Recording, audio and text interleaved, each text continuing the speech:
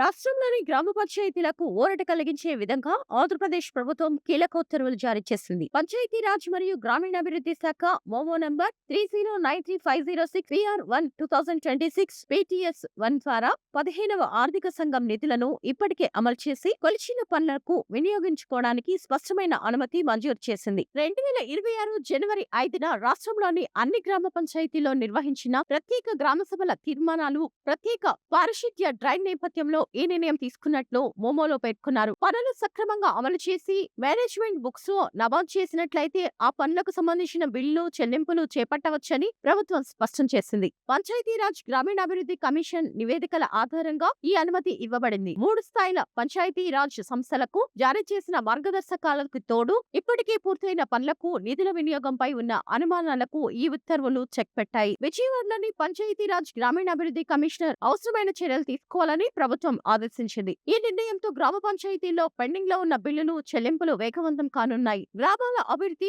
పారిశుద్ధ్య మెరుగుదల, స్థానిక సంస్థల ఆర్థిక స్థిరత్వానికి ఇది దోహదం చేస్తుందని అధికారులు అభిప్రాయపడ్డారు. ఈ సందర్భంగా గ్రామ పంచాయతీలో 15వ ఆర్థిక సంఘం నిధులు చేసిన పనులకు బిల్లులు పెట్టుకునే విధంగా ఆంక్షలు సడలించినందుకు ఉప ముఖ్యమంత్రి కొణిదెల పవన్ కళ్యాణ్, ఆంధ్రప్రదేశ్ పంచాయతీరాజ్ మరియు గ్రామాభివృద్ధి శాఖ ప్రత్యేక ప్రధాన కార్యదర్శి శశిభూషణ్ కుమార్, ఆంధ్రప్రదేశ్ పంచాయతీరాజ్ మరియు గ్రామీణాభివృద్ధి శాఖ కమిషనర్ కృష్ణతేజ మైలవరపు, విఆర్ అదనపు కమిషనర్ ఎం సుధాకర్ రావు, ముఖ్య గణాంక అధికారి జి ఆంజనేయులు, ఆంధ్రప్రదేశ్ అగ్నికుల క్షత్రియుల welfare and development corporation chairman, AP సర్పంచుల సంఘం అధ్యక్షులు చిలకలపూడి పాపారావు, అఖిల భారత పంచాయతీ పరిషత్ జాతీయ ఉపాధ్యక్షులు, ఏపీ సర్పంచుల సంక్షేమ సంఘం ముఖ్య సలహాదారు డాక్టర్ జాస్తి వీరాంజనేయులు, రాష్ట్ర కార్యదర్శి తరవేల కృష్ణమోహన్ సర్పంచ్లు ధన్యవాదాలు తెలిపారు.